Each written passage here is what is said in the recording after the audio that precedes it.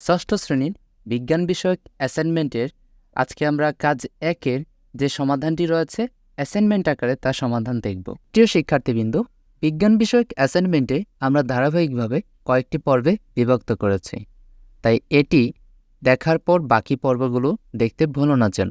কাজ 1, খাবার প্রক্রিয়াকরণের আগে ও পরে পরিবর্তন পর্যবেক্ষণ করো।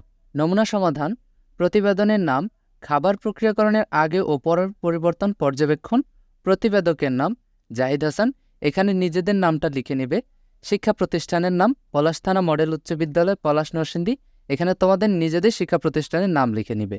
বিষয়ভিত্তিক গাইড টিচার বা শিক্ষকের নাম ও পদবি: মোহাম্মদ মাহিন, সহকারী শিক্ষক, বিজ্ঞান বিভাগ।